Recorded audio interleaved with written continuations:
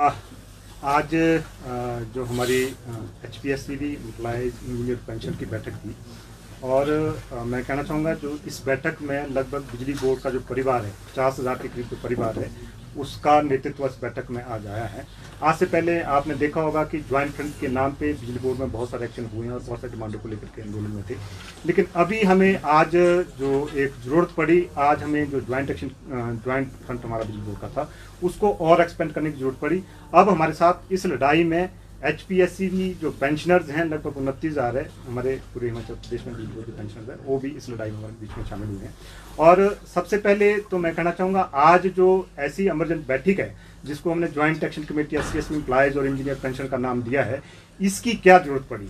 आज आप मीडिया के साथ ही देख रहे होंगे, आए दिन बिजली बोर्ड पे नए नए प्रयोग हो रहे हैं। पीछे भी आपने देखा होगा, पहले यहाँ एक ऐसे MD बिठाए गए जिसने बिजली बोर्ड को एक उसकी जो कई मतलब बहुत सारी स्थिति खराब थी, और उसके बाद सब कमेटी बनाई गई जिसमें नए नए प्रयोग बिजली बोर्ड पे किए गए।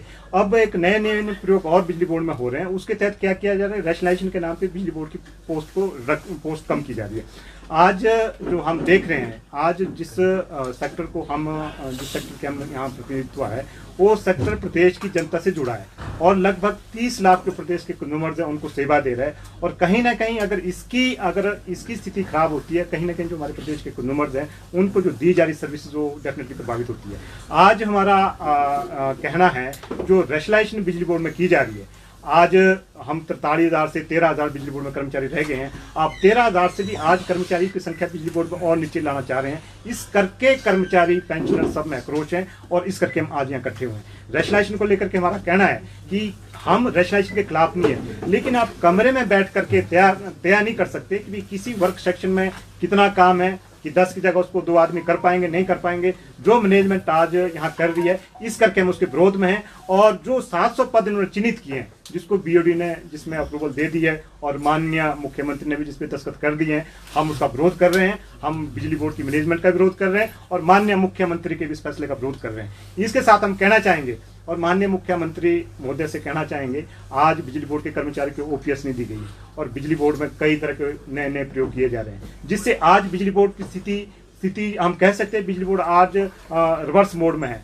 आज इसकी वित्तीय स्थिति की हालत खराब बिगड़ी है और हम जो सर्विसेज बिजली बोर्ड जो दे रहा है उसमें भी कहीं ना कहीं गिरावट आई है। और हम कह सकते हैं जो हमारा कर्मचारी जो काम कर रहा है उसका मनोबल भी गिरा है और कहीं ना कहीं उसके दिमाग में आज की डेट में बहुत ज़्यादा संशय है, मेरा कल क्या होगा। जो रैशनलाइजेशन के नाम पे पोस्ट खत्म की जा रही है, मुझे कहाँ भेजा जाएगा, मेरे जो रिटायरमेंट बेनिफिट है उनका क्या हो जाएगा, ये तमाम चीज़ें हैं। इसको लेकर के आज जो यहाँ बैठक हम कर रहे हैं और इसमें हमारे बीच में अभी AS गुप्ता जी जो हमारे मेंबर रिटायर हुए बिजली बोर्ड से, पेंशन फॉर्म के अध्यक्ष हैं, चंद्र सिंह मंडियाल जी जो जनरल सेक्रेटरी है पेंशन फॉर्म के, और महेश जी हैं जो पेंशन एसोसिएशन के हमारे प्रतिनिधि हैं, कुलदीप सिंह चवाड़ा जी हैं और लोकेश ठाकुर जी हैं ज्वाइंट फ्रंट के हमारे कन्वेनर हैं। ये तमाम लोग हैं जिन्होंने आज यहाँ चर्चा की और आज बैठक करके कुछ निर्णय लिया। क्या निर्णय लिया सर? क्या कोई आंदोलन छेड़ेगा फिर से, क्योंकि पिछला आंदोलन भी अभी तक सिरे नहीं चढ़ पाया है आपके ड्राइव?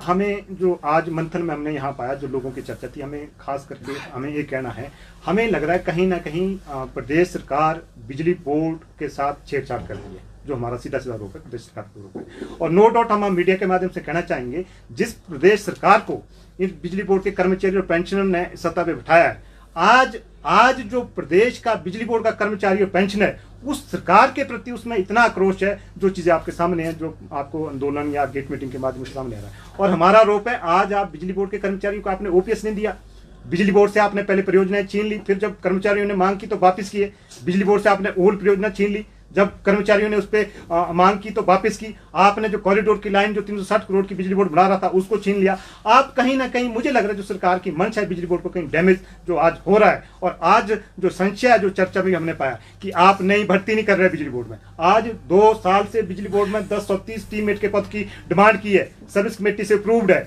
और माननीय मुख्यमंत्री के पास फाइल है, लेकिन माननीय मुख्यमंत्री ने उस फाइल को वापस करके कहा कि बिजली बोर्ड में आउटसोर्स से भर्ती की जाए। आप साथी से कहना चाहूंगा, क्या जो आउटसोर्स का साथी पोल पे चढ़ के शहादत दे सकता है, उसके परिवार को मात्र 2 लाख मिलता है। तो हमारी डिमांड है कि आज जो बिजली बोर्ड में एक नियमित भर्ती होनी चाहिए। दूसरा, JOIT की भर्ती जो सिलेक्शन लिस्ट आई है, प्रदेश सरकार ने उसको वापस भेज दिया है। हमें लग रहा है ये जो तमाम चीजें ना बिजली बोर्ड में आप भर्ती करने जा रहे हैं, जो ऑलरेडी सिलेक्शन प्रोसेस चले हुए हैं उनको आप रोक रहे हैं, और बिजली बोर्ड में जो एग्जिस्टिंग स्टाफ है उसको आप रैशनलाइजेशन के नाम पे नीचे ला रहे हैं। तो मुझे लग रहा है हम सबका आरोप है, क्या प्रदेश सरकार बिजली बोर्ड को निजीकरण को ले जा रही है, जिस तरह से चंडीगढ़ में आपको गोयनका को दिया। जब कर्मचारी नहीं होंगे, जब आप भर्ती नहीं करेंगे, आप सेवाएं कैसे देंगे? क्या आप निजी कंपनी को देना चाहेंगे? हमारा सीधा सीधा आरोप प्रदेश सरकार के ऊपर है। अगला क्या कदम रहेगा आपका?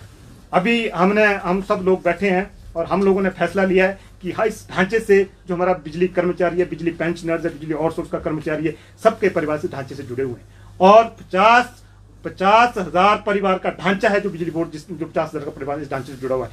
आज हमने फैसला लिया है इस ढांचे को जिस दिशा में प्रदेश सरकार या बिजली बोर्ड की मैनेजमेंट ले जा रही है उसको कतई सहन किया जाएगा। उसके खिलाफ कोई भी आंदोलन करना पड़े उसके लिए पेंशनर, कर्मचारी और अभियंता उसके लिए तैयार है। आज हम कहना चाहेंगे, आज गेट मीटिंग के माध्यम से, यहाँ कुमारहौस में सांकेतिक जो गेट मीटिंग है उसके माध्यम से प्रदेश सरकार को आगाह करना चाहेंगे कि जिस दिशा में आप बिजली बोर्ड को ले जा रहे हैं हम उसका विरोध करते हैं। अगर आपके कदम नहीं रुकेंगे, अभी हमने गहरा को हमीरपुर से एक बड़ी महापंचायत का फैसला किया है, इसी तरह की महापंचायत पूरे प्रदेश में की जाएगी। उसके बाद शिमला के लिए बिजली कर्मचारी का जो 50,000 का कुनबा है उसमें जिसका जो हमारा पेंशनर है फैसला ये लिया है, अगर 80 साल का पेंशनर है, अगर वो खुद नहीं आ सकता है लेकिन उसके परिवार से एक साथी उस जो शिमला में आंदोलन होगा उसमें भागीदारी करेगा और पूरे 50,000 का कर्मचारी जो बिजली बोर्ड का परिवार है वो शिमला में पहुंचेगा। एक सरकार कह रही है कि घाटे में चल रहा है, इसलिए थोड़ा सा कोशिश कर रहे हैं कि जो खर्चे हैं उनको कम किया जाए, ये भी कह रहे हैं, इसलिए थोड़े पदों को भी कम करने की सरकार कोशिश कर रही है। आप कह रहे हैं कि जो है वो इसको निजीकरण के उसमें देने की कोशिश की जा रही है।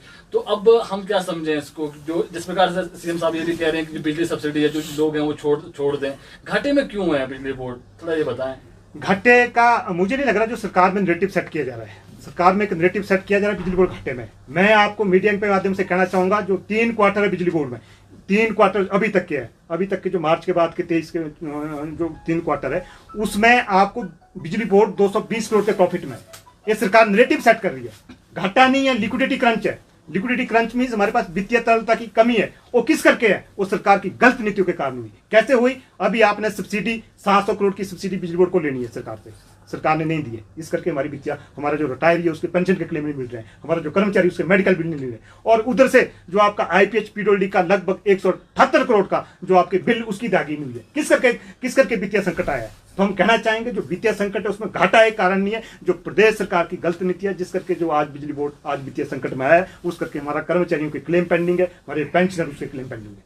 और आज मैं कहना चाहूंगा, आज जो बिजली बोर्ड के घाटे के कारण है उसमें कोई बड़ा कारण नहीं है। मुझे जो लग रहा है आज की डेट में, अगर हम बिजली बोर्ड जो टैरिफ की उगाई, जो मैं बोल रहा हूँ इंडस्ट्री से लगभग 150 करोड़ लेना है, प्रदेश सरकार के जो महकमे उनसे 178 करोड़ लेना है, और इसके साथ जो सरकार से जो रोल बैक की सब्सिडी है 700 करोड़ की, अगर सब चीजें समय पे आए तो बिजली बोर्ड घाटे पे नहीं ना वित्तीय संकट पे। हमारा जो पेंशनर कर्मचारी जिसने बिजली बोर्ड के लिए अपना पूरा जीवन लगाया उसके क्लेम भी सारे रिलीज होंगे। सरकारी दफ्तरों से जो बिल आने थे, जो आना था पैसा, वो आया नहीं का? कितना? यही हमारा कहना है कितना होगा? आज लगभग 178 करोड़ की जो सरकारी महकमे से उगाही है, जो बिलों की उगाही है अभी होनी है, उसका पैसा नहीं आया।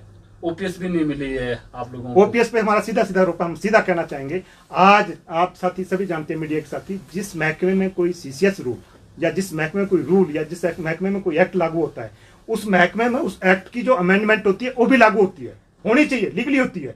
लेकिन हिमाचल प्रदेश का जो बिजली बोर्ड है, यहाँ सीसीएस पेंशन 1972 से लागू है, जितनी करीब अमेंडमेंट उसके बाद हुई है सारी लागू की गई, लेकिन मात्र एक जो आपका ओपीएस का अमेंडमेंट, जो मार्च 23 का अमेंडमेंट, उसको लागू नहीं किया जा रहा है। इस पे हमारा सीधा आरोप है कि जो बिजली बोर्ड को ओपीएस मिलने चाहिए थी, जो बिजली बोर्ड की ओपीएस ड्यू है, उसको प्रदेश सरकार रोक के बैठी है, जबकि मैनेजमेंट बोलती है हमने इसको करना है।